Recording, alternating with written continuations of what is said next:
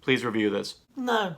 I really don't want to review this. No. I don't even want to give this movie the time of day. No. It's No. It's 2 hours and 11 minutes. You really want to put me through that? No, I don't want to review this. I know Double November is my thing, and I knew that this may have to come sometime, but I'd rather leave my audience with something that is a little bit more optimistic and maybe a bit more pleasant. And you have the capacity for that. Please don't do this to me. Don't do this to me. Absolutely not. You see, I am biased. I absolutely adore this comedic tour de force, and it would be absolutely abhorrent to every fiber of my being to let you just presumptuously dismiss this film and not watch it. No, you owe it to yourself. You owe it to your viewers to watch this absolutely sublime comedic experience.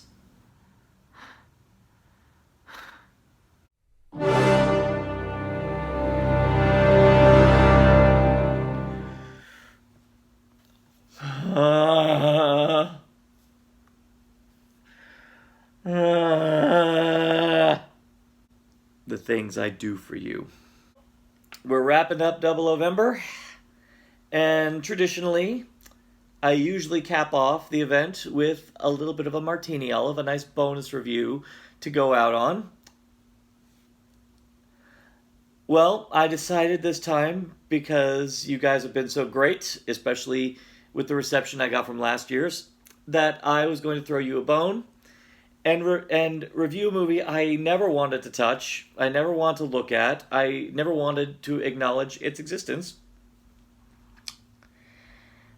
And it hurt. It hurt really, really bad. Oh, God. So, Casino Royale, 1967, that was produced by Charles Feldman.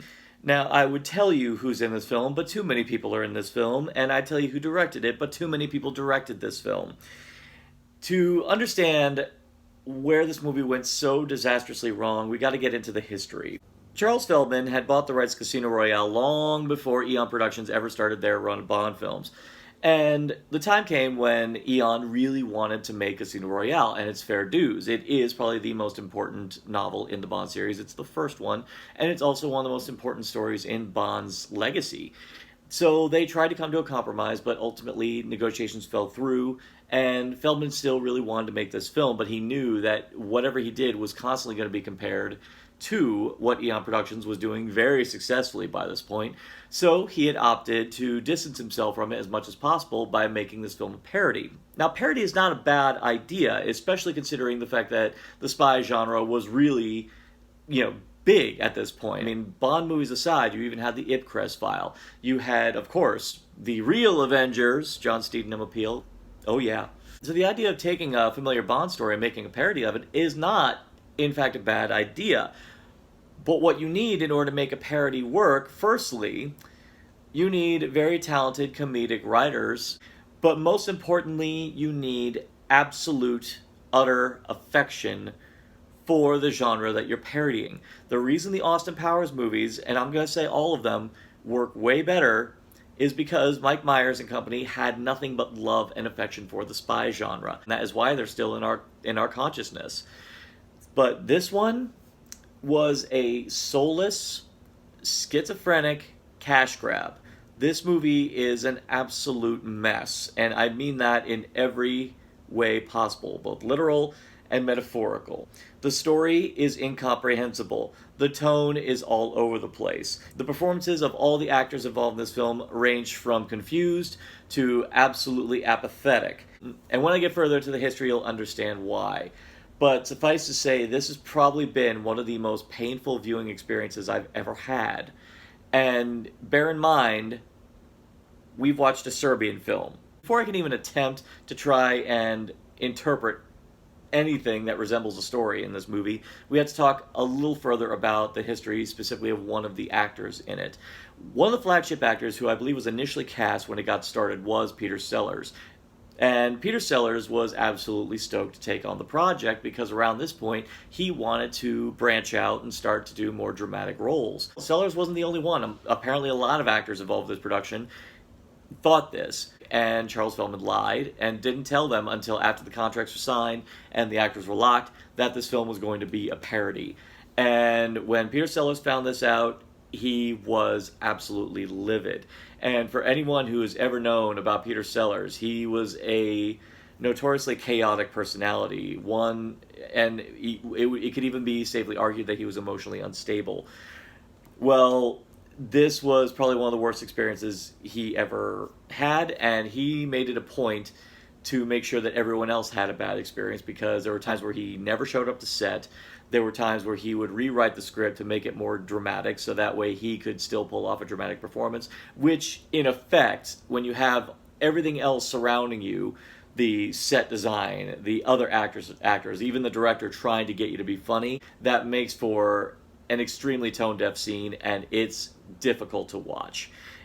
And for everyone else who's watching this film expecting Peter Sellers to be funny and watching him try to be dramatic, it's soulless. Now, people always say, oh, you can always tell the actor doesn't want to be there. A lot of times that's, a little bit of an over-embellishment. This is one of the few times I can tell, not just in the performance of Peter Sellers, but also even in the editing and even in the way the scenes are directed. You can tell Peter Sellers does not want to be there, especially in the casino scene where he's playing Baccarat with La Chifa, played by Orson Welles. Apparently, Peter Sellers had actually championed Orson Welles to play La Chifa until an incident occurred where they both had met a member of the royal family, and that particular member had favored wanting to talk with Orson Welles more than she wanted to talk with Peter Sellers, and Peter Sellers took that very personally, to the point where he had nothing but disdain for Welles. And when they intended to film the casino scene, there's only a few shots in wides where you could see Sellers and Welles in the same scene. But any opportunity Sellers could get to not be in the same room with Welles, he took, and they filmed their parts of the card game scene in completely different days and completely different times. It didn't exactly make Sellers look good in the eyes of Orson Welles either. But suffice to say, what should be a scene where either comedically or dramatically should be the cornerstone of the movie is so disjointed, and it is so lacking in any kind of emotional investment, whether it be intensity or humor. It just does not work.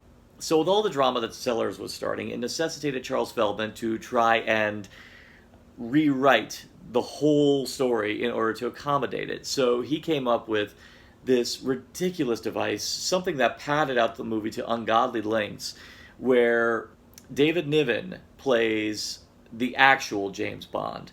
He is retired and he is celibate. And casting David Niven's not a bad move. Actually, it's a well-known fact. Ian Fleming wanted him to play Bond originally, because he kind of envisioned himself as David Niven. You could see the little sliver of what Ian Fleming meant, but it wasn't me, or did David Niven kind of develop something of a stammer? Because there were some weird reads from David Niven in this movie.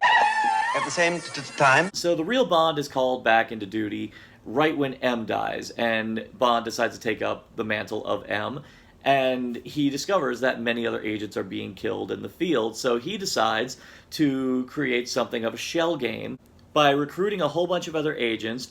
These agents have to be trained to resist women, because apparently all the other agents that have been killed have fallen victim to blue balls. Blue balls mean death in this world. Sure.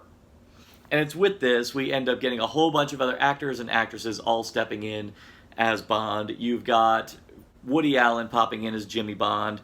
And to Woody Allen's credit, he had the only scene in this movie that even remotely elicited anything that resembled a titter. And it's a whole scene where he's dodging a firing squad. If this was Woody Allen's only scene, you know what, that would have been the gem of the film. But unfortunately, you know what, screw the spoiler warning, I don't want you seeing this. It turns out Woody Allen's Jimmy Bond is actually the big bad of the whole thing, and his whole end game is to create a virus that will make all the women hot and kill any man above 4'6", making him the big man. Meanwhile, you got this whole other plot with Mata Bond, which is Bond's stepdaughter that he had with Mata Hari, and I feel bad because hers was the only plot that I was trying to be intrigued by, that I was actually trying to make an effort to be invested in, because that actually would have been an interesting story to follow on from, is the idea of what would the bastard child of two spy greats, how would that character fare in the field. And she takes up an entire, like, maybe 10 to 20 minute block, and it goes nowhere. You just feel hollow by the time it's over. And that's another major problem with this movie. It is too f***ing long. 2 hours and 11 minutes. 2 hours See. and 11 Good morning, Johnson. minutes.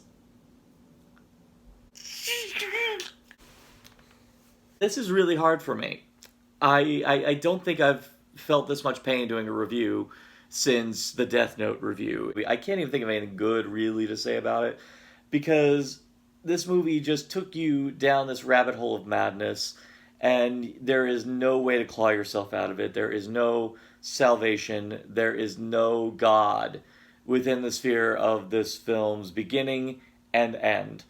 God is dead, and this movie killed it. And I can't even begin to urge you to not see it. Don't give in to your curiosity. We have an incredible film adaptation of Casino Royale that actually follows the book, that even does more with the book than even the book itself does. I might even be tempted just to wash the bad taste of this movie out to see if I can locate the original 1955 TV Climax special adaptation of Casino Royale with Barry Nelson as Jimmy Bond, because I'm pretty sure it's better than this piece of shit. With that, Double November is closed for another year. What would you like us to tackle next year? The ladies? The title songs and the title sequences? The action sequences? The villains' deaths? The henchmen? Leave it all in the comments below. And for more addictive content and narcotic casseroles, simply like, share, subscribe, click, and kill me. Just kill me, please. Please kill me. Ah!